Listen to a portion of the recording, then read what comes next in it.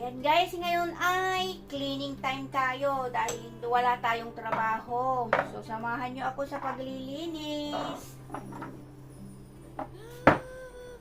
Mga linis na hindi nagagawa pang araw-araw Dahil sobra ng maalikabok.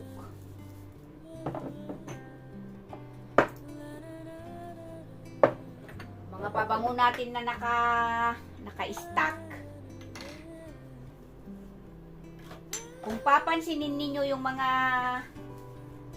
pabango nating naka-stack, maski sarado ang bahay, pag wala sa cabinet, lalo na pag may aircon, ang aircon guys ay nagdadala din ng ng alikabok. Lalo na pag aircon natin ay medyo marumi na, yan, nagbubugayan ng alikabok.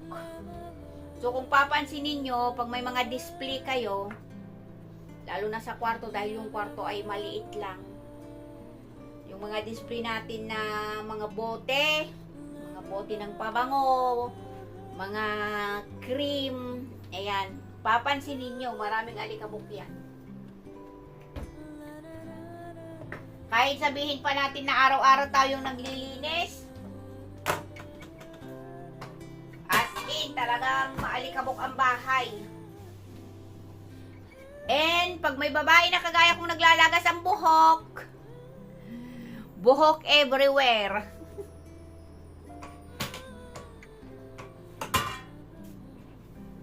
Ayan, magtatapon tayo ng hindi na natin kailangan. So, tips para sa inyo guys. Halimbawa nito, ito ay lagayan ng cream. Ito ay lip shiner. Ngayon, dahil matagal na ito, hindi ko na kailangan yung laman. Pero, isip natin yung bottle. Dahil yung bottle, tignan ninyo, ang ganda ng saraduhan ng bottle. Plastic lang to guys ha. Plastic. So, itapon natin yung laman, huhugasan natin ito, isip natin ito dahil ito ay safety na lagayan ng halimbawa mag-travel tayo ng 2 araw, 3 araw. Ito, kasya na ito para sa lotion natin. Sa 2 araw o 3 araw, marami na itong lagayan para sa lotion natin. Kaysa naman,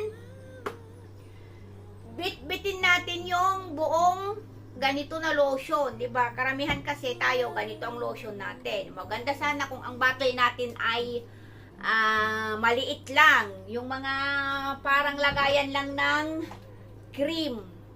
Pag ganito, okay lang na ito na yung dalhin natin. Pero pag yung 600 gram, bibit-biti, ilalagay mo ito sa bag mo guys. Lalo na pag, kahit ito ay sabihin mong kukunti na ang laman, 'di ba? Kukuhanin niya lahat yung yung space mo doon sa bag mo. So, pag hindi ganito ang ginagamit natin, wala tayong ganito na dadalhin, so maiging lagyan natin yung ganitong bottle. So, don't throw this bottle. You can save it to use to your travel. Okay? Ay, dinugo ang ilong ko nyon. O kaya yung mga cream natin, may mga cream din tayong mabibigat. O, yung ganito, 'di ba? Malalaki. So, sa bagay yung ganito, pag hindi bottle siya talaga, pag hindi bote, pag yung mga ganito, kasi yung mga lagayan talaga kasi ito yung mga safety na dadalhin sa mga travel natin. Yung hindi siya matatapon pag napipi. Kasi karamihan, yung mga ganito, pag wala yung kagaya nito, wala na yung kanyang lock. Hindi na ito pwedeng mailak. Pag napipi ito, nadaganan ng medyo mabigat na dala mo, ito ay ilalabas. Siyempre, magtatay yan. lalabas na yan. So, isave natin yung mga ganitong bottle. Ilagay natin sa, marami naman tayo sigurong place na kunti lang naman ito, ilagay mo sa drawer mo. Para mag-travel tayo, mayroon tayong safety na lagayan ng mga liquid na ating dadalhin, mga shampoo, conditioner. Kasi kung dadalhin mo kung hindi sachet ang dadalhin mo, halimbawa, mga shampoo dito. Kasi dito sa Israel, hindi pa ako nakakita ng shampoo na sachet, puro bottle. So, pag pumupunta ako ng swimming pool, pag alam ko na yung ganitong summer, tapos hindi naman araw-araw na pumupunta, naglalagay na ako sa ganito. Para hindi mabigat yung dalhin natin, at saka pag maliit yung bag natin, okay ito guys. Yan ang isa kong tips para sa mga magagandang saraduhan. So ayan guys, continuous tayo sa ating pag-aayos ng aking mga gamit. Ayan, naituro ko na sa inyo yung mga tips. Ngayon naman ay aayusin ko ang aking drawer. Ang drawer kong makalat. Ayan ang ating drawer. Kung makikita nyo, daming kalat. So, ayusin natin. Dahil sabi ko nga, naglalagas ang aking buhok. Buhok everywhere. Kung maniwala kayo sa hindi. Buhok everywhere talaga. Marami akong buhok. Kasi nga, siyempre alam nyo naman, drawer ay hindi naman yan araw-araw na nalilinis. Pero linis-linis din tayo pag may time. Para yung ating hahanapin ay makikita natin kaagad. Iba talaga pagka masinop. Diba? Ilagay natin sa isang place yung mga suklay natin. Suklay na maraming buhok. Mga cream natin na nandito sa drawer, ilagay natin sa isang lugar. Pero talaga kung makikita nyo, wow, mapapawaw ka talaga sa buhok ko.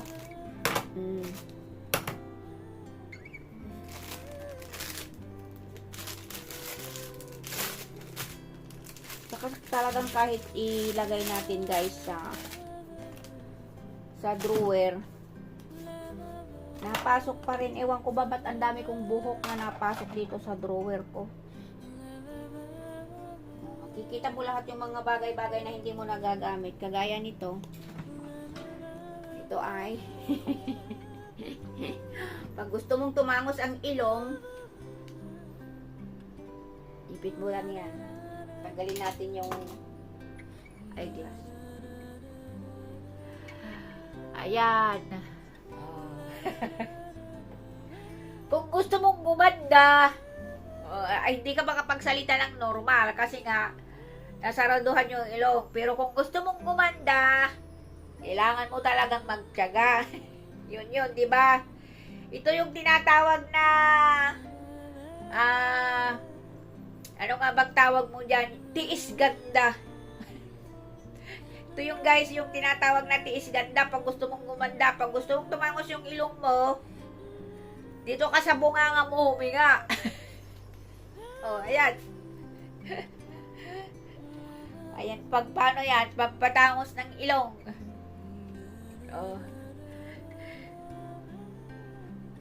Ayan, ilang ano kaya nito araw-araw gagamitin para tatangos yung ilong ko. Masubukan nga ito para tumangos ang ilong. Pero kailangan mo talagang mag-suffer talaga kasi sa bunganga ka.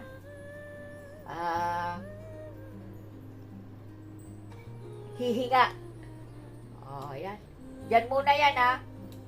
Kaya habang naririnig nyo yung busis ko na hindi siya clear, Ibig sabihin, nandyan pa yung pagpatangos ng ilong ko, guys. So, continuous tayo. Continuous tayo sa ating ginagawa. Para malinisan ko yung aking cabinet. Oh, dito yung mga gamit nating pampaganda.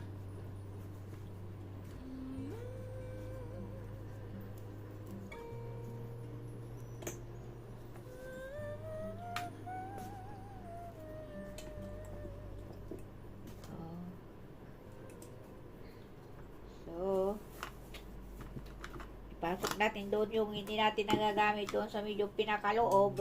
Dito sa pinakalabas, pasok natin yung ating face powder. Oh, yung ating makeup.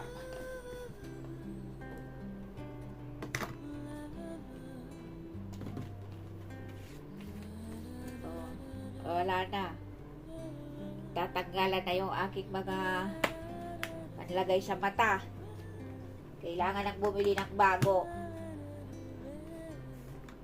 Pero minsan lang naman ako gumamit yan, guys. Panlagay sa mata. So, ilagay lang natin yan. Isahin lang natin para madali nating mahanap pagka tayo ay mangangailangan. So, ito yung pantanggal ng buhok. May gusto kang tanggalin na buhok. Buhok sa kilikili. Buhok everywhere. Pwede. Alam nyo na ang ibig kong sabihin.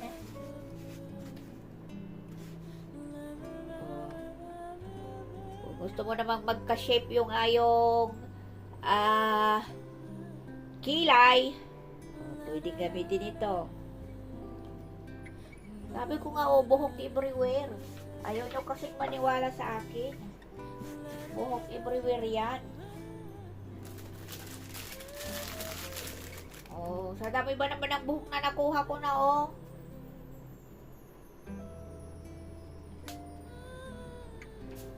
Oh. Ayan, guys. Nandidiyan pa rin yung aking pampatangos ng ilong. Pero wala na tayong time. So, maraming salamat sa inyong pagsama sa aking pag-aayos ng aking mga kalat. Thank you for watching. And don't forget to like, comment, share, and subscribe. Bye-bye!